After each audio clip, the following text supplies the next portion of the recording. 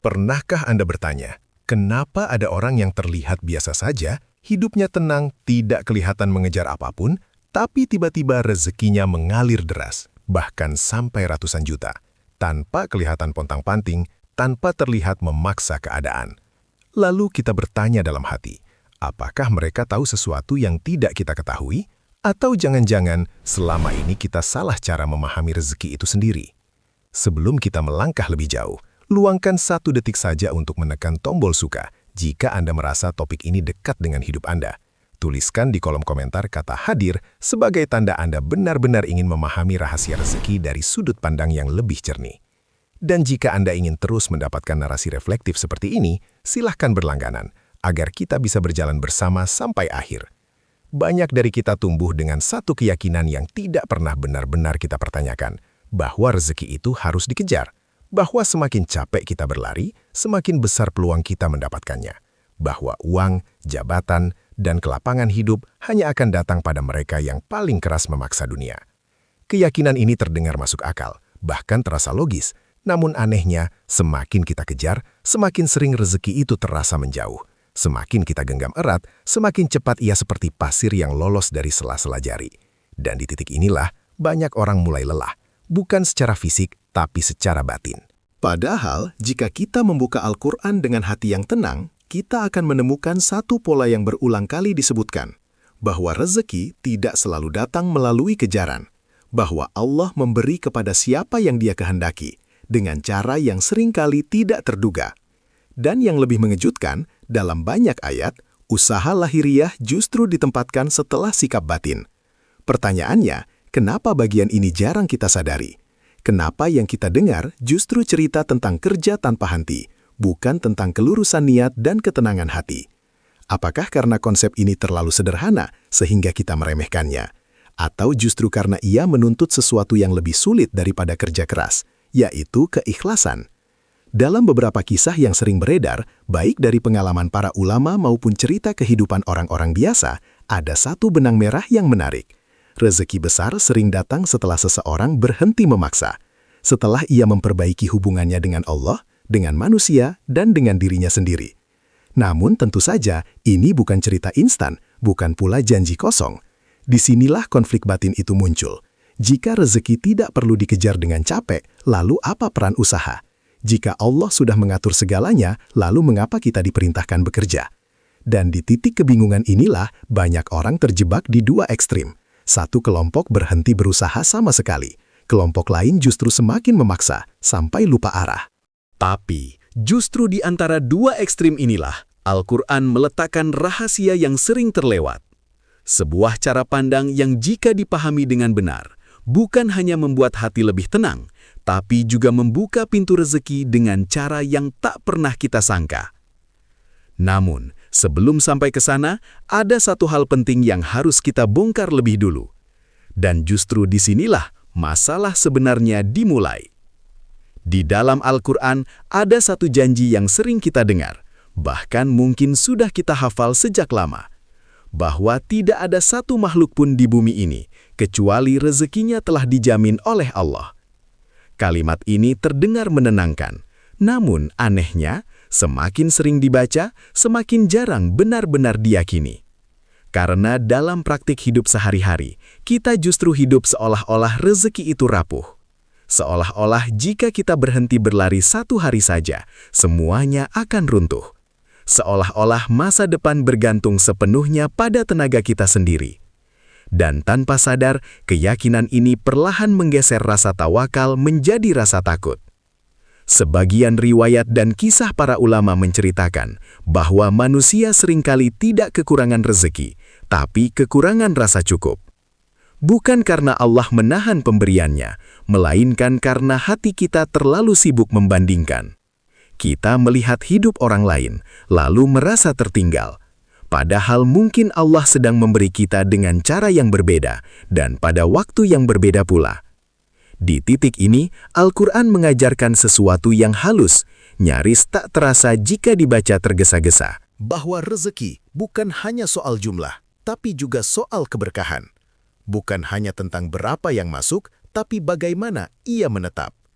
Karena Apa gunanya penghasilan besar jika hati selalu gelisah dan hidup penuh kecemasan?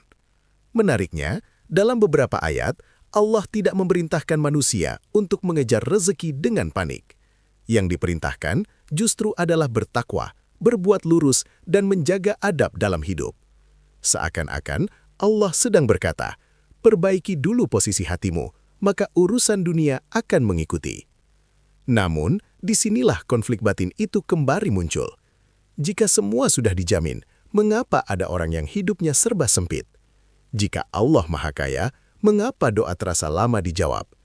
Apakah jaminan rezeki itu bersifat mutlak, ataukah ada syarat yang sering kita abaikan? Sebagian penjelasan menyebutkan bahwa jaminan rezeki tidak selalu berarti kelimpahan materi. Terkadang, ia hadir dalam bentuk kesehatan, ketenangan, atau jalan keluar di saat genting. Namun, bagi hati yang hanya mengukur segalanya dengan angka, bentuk-bentuk rezeki ini sering dianggap remeh. Dan disinilah manusia mulai merasa Allah tidak adil, padahal mungkin manusialah yang salah menilai. Pelan-pelan, kita mulai melihat bahwa masalahnya bukan pada janji Allah. Masalahnya ada pada cara kita memahami janji itu. Kita ingin rezeki besar, tapi dengan hati yang masih dipenuhi rasa takut kehilangan. Kita ingin kelimpahan, tapi masih menaruh sandaran penuh pada sebab, bukan pada sang pemberi sebab. Dan justru di titik inilah sebuah pertanyaan penting muncul. Bagaimana jika selama ini yang menghalangi rezeki bukan kurangnya usaha, tapi hati yang terlalu penuh prasangka, penuh kekhawatiran, penuh keinginan yang tak pernah selesai? Karena sebelum Allah melapangkan tangan, seringkali Dia lebih dulu melapangkan hati. Namun apakah kita siap menerima kelapangan itu? Atau justru kita masih sibuk memegang erat apa yang sebenarnya perlu dilepaskan? Dan di bab berikutnya, kita akan masuk ke satu bagian yang paling sering dihindari, tentang konflik antara ikhtiar dan tawakal, tentang kerja keras yang diam-diam berubah menjadi bentuk ketidakpercayaan. Karena justru di sanalah rahasia besar itu mulai terlihat jelas. Ada satu garis yang sangat halus dalam hidup manusia. Begitu halus sampai sering tidak terasa saat kita melangkah melewatinya. Garis itu bernama batas antara ikhtiar dan ketidakpercayaan. Di satu sisi, kita diperintahkan untuk berusaha. Di sisi lain, kita diminta untuk berserah. Masalahnya, banyak dari kita bekerja keras, tapi hatinya tidak pernah benar-benar tenang. Ikhtiar yang sehat harusnya melahirkan ketenangan. Kita melakukan yang terbaik, lalu menyerahkan hasilnya dengan lapang. Namun yang sering terjadi justru sebaliknya. Semakin keras kita berusaha, semakin besar rasa cemas yang tumbuh. Semakin banyak yang kita lakukan, semakin takut kita jika hasilnya tidak sesuai harapan.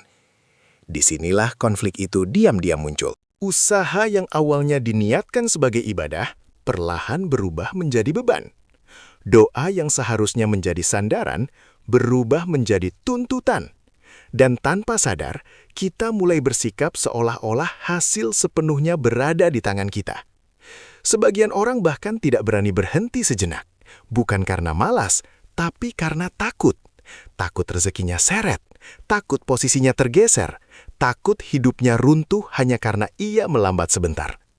Padahal ketakutan inilah yang justru menggerogoti keberkahan. Dalam beberapa penjelasan para ulama, disebutkan bahwa tawakal bukanlah berhenti berusaha. Tawakal adalah melepaskan ketergantungan hati dari hasil. Bekerja tetap jalan, perencanaan tetap dilakukan. Namun hati tidak lagi bergantung pada angka, peluang, atau manusia. Ia bergantung penuh pada Allah. Sayangnya, konsep ini sering disalahpahami. Ada yang mengira tawakal berarti pasrah total tanpa usaha. Ada pula yang mengira ikhtiar berarti mengontrol segalanya. Padahal Al-Quran menempatkan keduanya dalam satu tarikan napas yang seimbang. Bergerak dengan raga, tenang dengan jiwa. Di titik ini, banyak orang merasa tersentil, meski tidak mengakuinya. Karena jika jujur, kita sering bekerja bukan karena cinta pada proses, tapi karena takut pada masa depan. Kita mengejar bukan karena amanah, tapi karena ingin membuktikan sesuatu. Dan saat itulah, ikhtiar kehilangan ruhnya.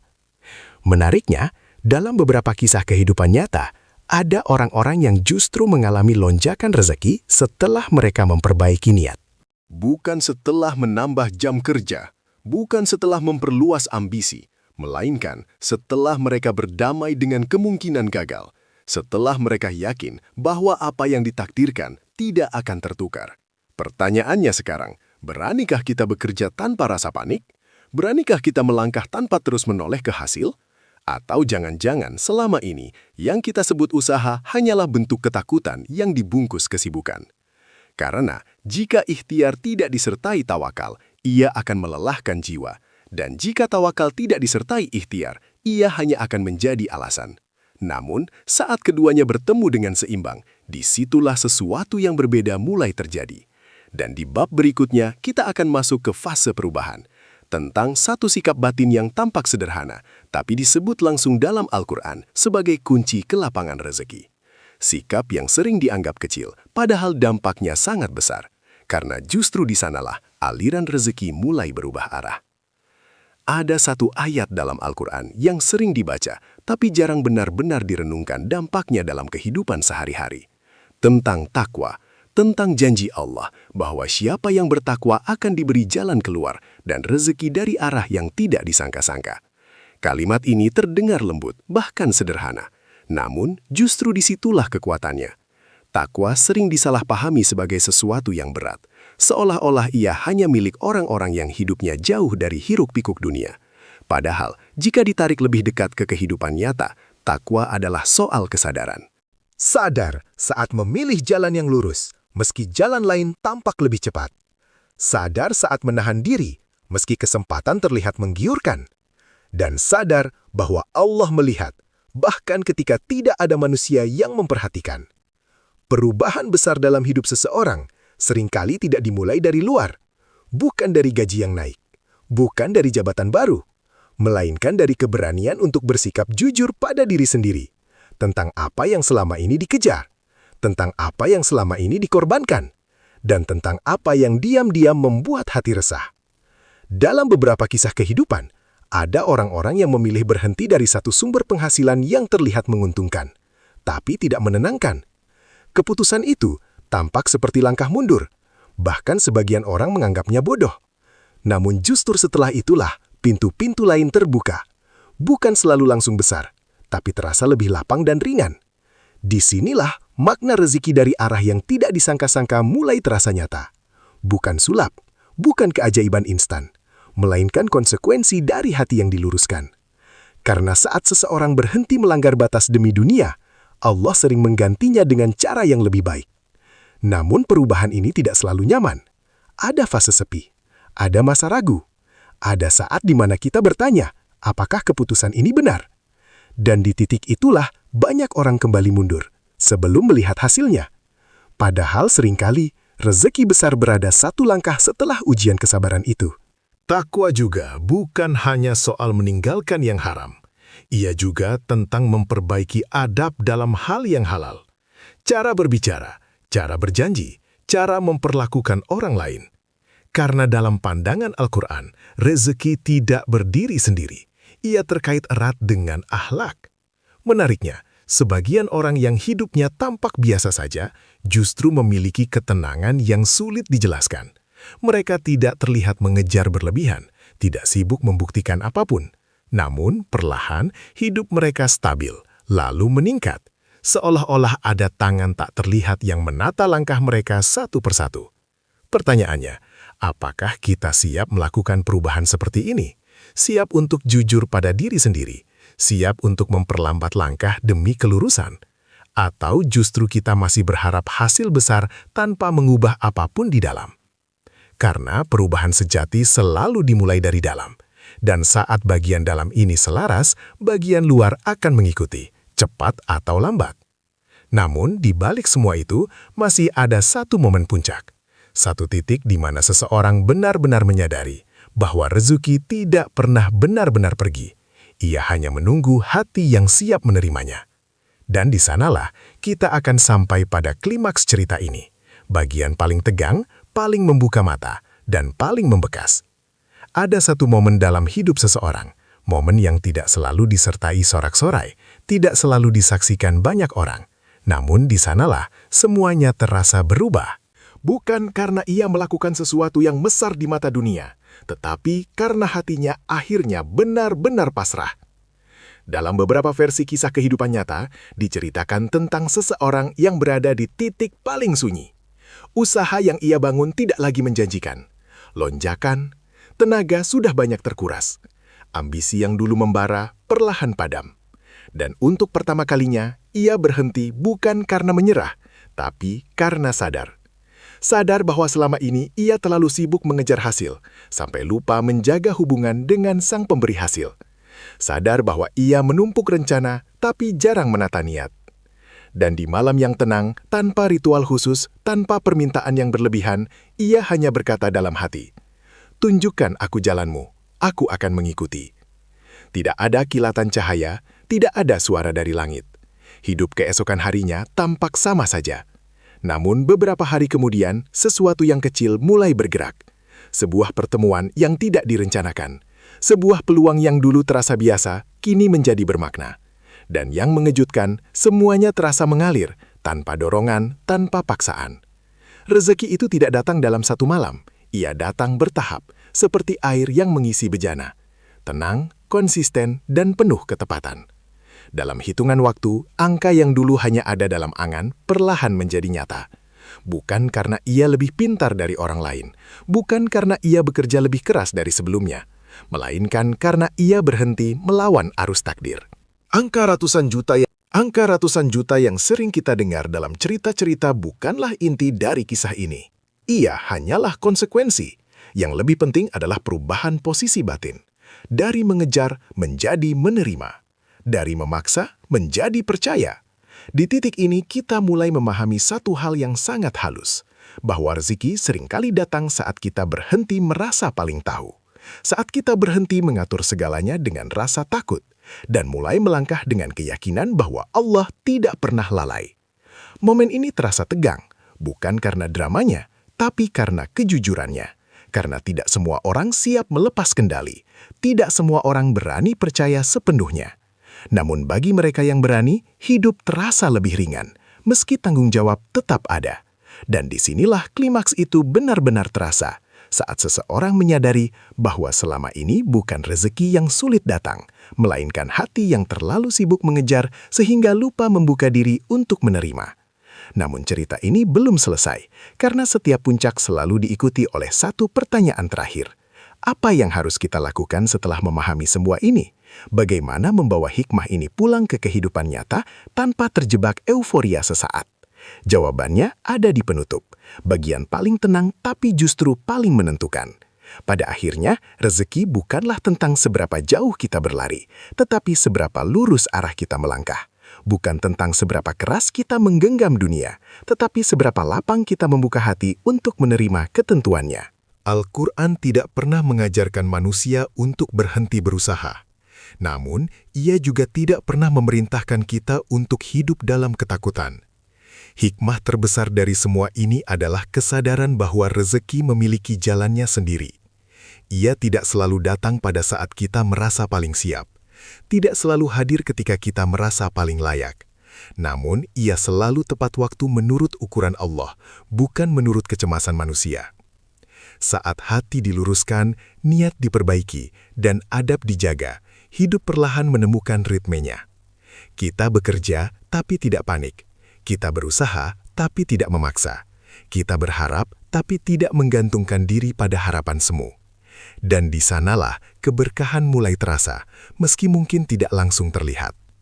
Jika hari ini rezeki terasa sempit, mungkin bukan karena Allah menahan. Mungkin ada bagian dari diri kita yang perlu dilapangkan terlebih dahulu. Jika doa terasa lama dijawab, mungkin bukan karena ditolak.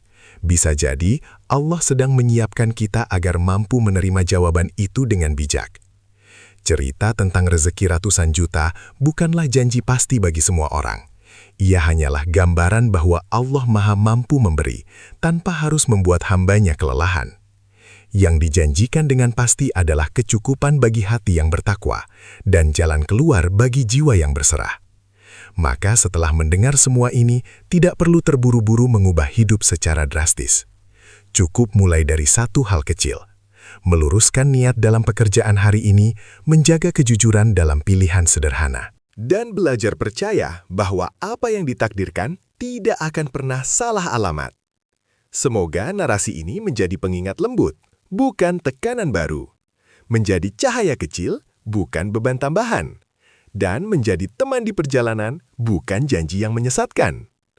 Terima kasih sudah menyimak sampai akhir. Semoga rezeki Anda dilapangkan, hati Anda ditenangkan, dan langkah Anda dijaga. Wassalamualaikum warahmatullahi wabarakatuh.